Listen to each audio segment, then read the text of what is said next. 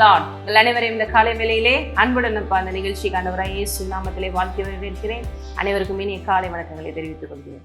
இன்றைய நாளில பாருங்க, உங்களுக்கு எப்பேற்பட்ட பலனை தேவன் கொடுத்திருக்கிறார் என்று நீங்கள் அறிந்து கொண்டால், எனக்கு பலன் இல்லை என்கிட்ட இருக்கிற பலனே ரொம்ப கம்மி தான், இந்த பலனை வச்சு நாங்கள் என்னங்க அவ்வளோ பெரிய காரியத்தை சாதிக்க முடியும், செய்ய போகிறேன், இந்த உலகத்தை சமாளிக்க போகிறேன், என் குடும்பத்தை மேலே கொண்டு வர போகிறேன், நான் எப்படி முன்னேற போகிறேன், இப்படி ஏகப்பட்ட விதத்தில் நீங்கள் குழப்பிக்கொண்டு இருக்கலாம். ஆனால் இந்த வார்த்தையை நீங்கள் கேட்ட பிறகு எல்லாவற்றையும் என்னால் செய்ய முடியுங்கிற நம்பிக்கை வரும். ஏனென்றால் உங்களுக்குள்ள இருக்கிற தேவனே உங்களுடைய பலனாக இருக்கிறார்.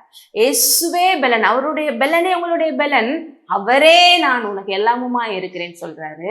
அப்படிப்பட்ட விதத்துல தாவீது தேவனை அறிந்திருந்ததுனாலதான் எல்லா சங்கீதங்களையும் பாருங்க, அநேக இடங்கள்ல என் பலனே, என் கண்மலையே, என் கோட்டையே, என் இரட்சகரே, என் கேடகமே, என் நம்பிக்கையே, என் துருகமே, இப்படி சொல்லுவாரு பாருங்க. இன்னொரு இடத்துல பாத்தீங்கன்னா, என் பலனாகிய கர்த்தாவே உம்மில் அன்பு கூறுகிறேன் அப்படின்னு சொல்றாரு. அப்ப எப்படி தாவீது தேவனை எல்லா விதத்திலும் தன்னுடையவராக பார்த்தார். எனக்கு எல்லாமே நீங்க தான், எனக்கு எதுவும் இல்லைன்னு இல்லை, ஏன்னா இருக்கிறவராக இருக்கிறவர் எனக்குள்ள இருக்கிறதுனால எனக்கு எந்த விதத்திலும் எல்லாமே கிடையாது, தோல்வி கிடையாது. ஆகவே இந்த இடத்துல 2 சாமுவேல் ஒரு வசனம் வருது.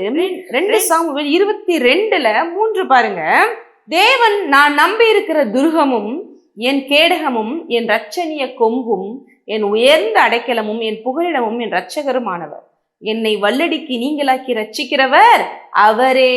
தொடர்ந்து இந்த இடத்துல பாருங்க, தேவன் எப்படிப்பட்டவரா இருக்கிறாரா? இங்கிலீஷ்ல வருது, my God is my rock in whom I take refuge, my shield and the horn of my salvation. He is my stronghold, my refuge and my savior. From violent people you save me. என்னை வல்லடிக்கு நீங்களாக்கி ரட்சிப்பவர். இந்த பலன் எனக்குள்ள இருக்கு, அவருடைய பலனே இருக்கிறதுனால நான் அந்த பலத்தை கொண்டு எல்லாவற்றையும் ஜெயிப்பேன். என்றால் எனக்குள்ள இருந்து அவர் எப்பேற்பட்ட கோலியாத்தாலும் அதை ஜெயிக்க வைக்கிறார். உங்களுக்கு எதிரான காரியங்கள் இவ்வளவு பெரிய விஷயமா இருக்கே, நாசம் மோசமா இருக்கே, மனிதனுடைய சூழ்ச்சி இவ்வளவு பெருசா இருக்கே, எதிர்த்து வருகிறவங்களுடைய பலன் இவ்வளவு இருக்கேன்னு நினைக்காதீங்க. அது கோலியாத்தை போல பெரிதாக இருக்கலாம், உங்களுக்குள்ள இருப்பவர் அதை காட்டிலும் பெரியவர். அவருடைய மொத்த பலன் உங்களுடையதான் இருக்கிறதுனால நீங்க தான் ஜெயிப்பீங்க, நீங்க தான் வெற்றி பெறுவீங்க. அப்போ இந்த அறிவுல நீங்க இருக்கணும்.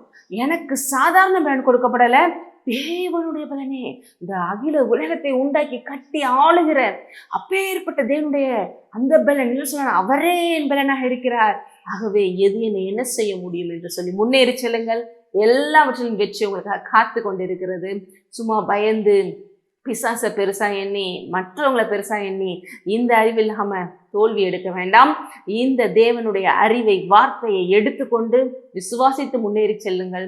உங்களுக்கு முன்பாக எப்பேற்பட்ட விஷயமா இருந்தாலும் அடிபணியும், தோற்கடிக்கப்படும். ஜெபிக்கலாம். ஹல்லேலூயா. ஸ்தோத்திரம் தகப்பனே, உன் பலவீனத்திலே என் பலன் பூரணமாய் விளங்கும் என்று சொன்னீங்களே, எங்களுக்குள்ள நீரே எங்கள் பலனா வந்துட்டீங்களே. இன்றைக்கு இயேசுவே உம்முடைய பலன் எல்லாம் உங்களுடைய பலன், இன்னும் சொல்லப்போனால் நீரே எங்கள் பலனப்பா. இதை ஒவ்வொருவரும் உணர்ந்து உங்களுடைய மகிமையை தங்கள் வாழ்விலே வெளிப்படுத்துவார்களாக, இந்த உலகத்திலே எடுத்து காண்பிப்பார்களாக. எல்லா பலவீனத்தின் மத்தியிலும் உங்களுடைய பலனை கண்டடைந்து துதித்து போற்றட்டும். இயேசுவின் நாமத்திலே ஆமென். ஆசீர்வதிக்கிறேன்.